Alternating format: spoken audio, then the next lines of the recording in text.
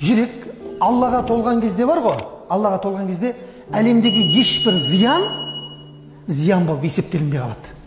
Жүрек Алладан бос болып қалған кезде әлемдегі кез келген ұшып келе жатқан шыбын болса да сізге не болып көрінеді? Ол зиян болып көрінеді. Тиіп кеткен, шайыңа түсіп кеткен нәрсе ішінде боқтап отыра бересің бірдеңіз. Ол Алладан болып жатқан тағдыр екендігін біліп отырсаң, не істемейсің? Ешқандай шикаят, арыз шағымданбайсың. Ғалымдарымыз айтады, оны тапса дейді жүрек, оны тапса не жоғалтыпты дейді. Кімді тапса? Алланы тапса жүрегің не жоғалттың дейді. Сенің өмірің бар, күнің мен түнің әрбір сәтің Құдайға байланған болса, не жоғалттың деп жатыр. Оны жоғалтқан дейді, не тауыпты дейді. Оны тапқан не жоғалтыпты, оны жоғалтқан не тауыпты дейді. Күшті ма? Әдемі. Алланы жоғалттың ба, не таптың ал? Не таптың? Бүкіл дүниенің байлығын алдыңа әкеліп қой. Бүкіл дүниенің бақытын алдыңа әкеліп қой. Алла Тағала Құранда айтады, кімде-кім біздің аяттарымыздан, яғни бізден бас тартса, маишатан донка дейді. Әбігер өмір, шаршаңқы, бақытсыздық өмірге беріп қоямыз оны дейді. Көрдіңіз ба? Құдайды таппадың ба, дүниеде ешбір нәрсе жүрегіңе тыныштық бере алмайды ешқашан.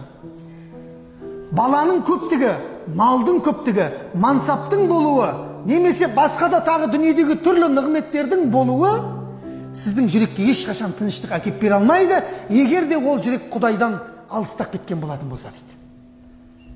Ал егер де дымың жоқ, сіңірің шыққан кедей бола берер, бірақ Алла жүрегіңе толған болса, сен Алламен бірге болсаң, онда сен ештеңені жоғалтқан жоқсың, және жүрегің не? Әрдайым тыныш. Қайсы күшті? Жүректің тыныштығы күшті. Қаншама дұғада келген сахабалардан жүректің тыныштығын сұраймыз, я Алла. Өйткені мына жүрек деген бар ғой, төңкеріліп кете береді, бұл ауысып кете береді кез келген сәтте. Қазір жақсы көріп тұрып, қазір жек көріп кете береді. Сондай бұл жүрек. Қалып деген сөз өзі сол ғой, жүрек деген. Төңкеріліп ауысып кете береді. Аллаға иман келтіру деген нәрсе бар, мен бұрында айтқанмын. Ла илаха илlallah Мұхаммад Расул дедің ба, болды.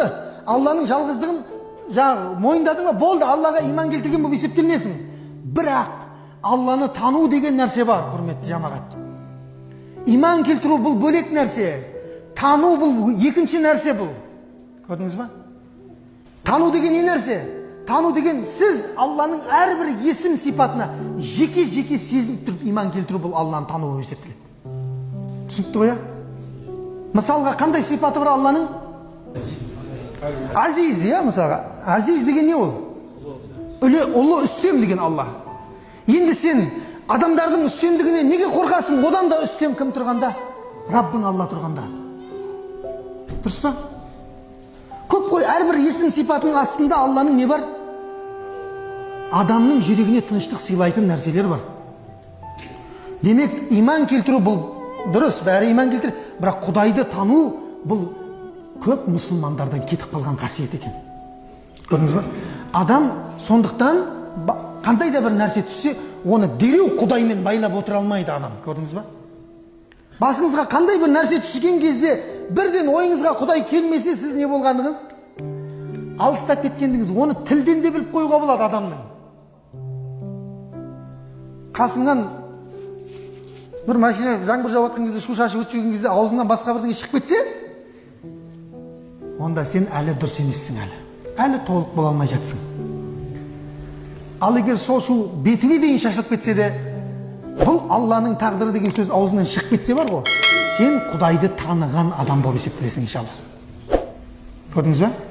Түсінікті ғой? Осындай өмірдегі кез келген сәтті немен байлау? Алламен байлау. Бұл Алланың сахабаларда сондай қасиет болған, кез келген нәрсені Алламен байлайтын болған. Бұл біздің тағдыр деп разы болған сахабалар.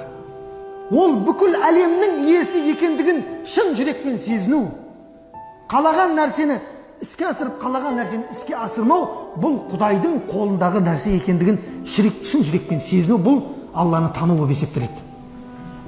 Кімде-кім Алламен шыншыл болатын болса, өтірік қашып кете бермей, шынымен Құдаймен кәдімгідей тілдесіп, Алламен шыншыл болатын болса, Алла оны міндетті түрде алып шығады дейді.